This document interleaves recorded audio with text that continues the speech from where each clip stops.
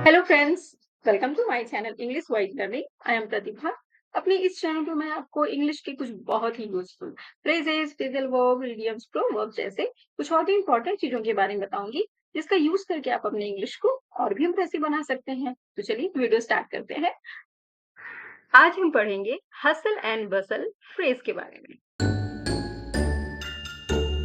Hustle and बसल एक English phrase है अ, जिसका यूज बेसिकली उस इन्वायरमेंट यानी उस माहौल के लिए किया जाता है जिस माहौल में बहुत भीड़ भाड़ हो, बहुत लोगों की आवाज आ रही हो, बहुत सारा शोर हो, है ना। जैसे कि आप समझ लीजिए मार्केट में, है ना, मार्केट प्लेस में अगर आप खड़े हैं, अगर आप मार्केट गए हैं, तो वहां पे कैसा इन्वायरमेंट रहता है।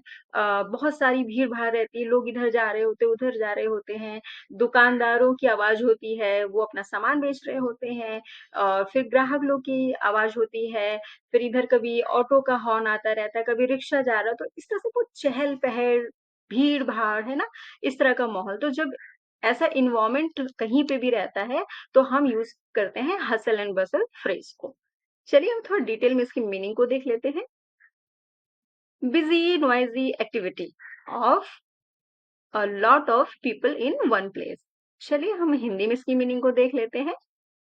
चहल-पहल या फिर भीड़-भाड़। तो आप लोगों ने हिंदी और इंग्लिश दोनों में हसल एंड बसल फ्रेज़ की मीनिंग को समझ लिया। अब हम देखेंगे उसे सेंटेंस में कैसे यूज़ करना है। तो इसके लिए हम इसके कुछ एग्ज़ाम्पल्स को देखेंगे। इसका फर्स्ट एग्ज़ाम्पल है, I love the hustle and bustle of the market place. मुझे बाजार की चहल-पहल बहुत पसंद है। अब इसका एक और एग्ज़ाम्पल देखेंगे।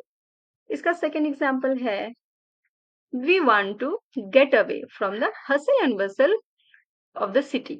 हम शहर की भीड़-भाड़ से दूर जाना चाहते थे।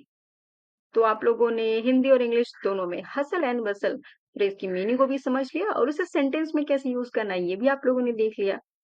तो अब हम चलते हैं प्रैक्टिस सेट की तरफ। तो रेडी हो जाइए प्रैक्टिस सेट के लिए।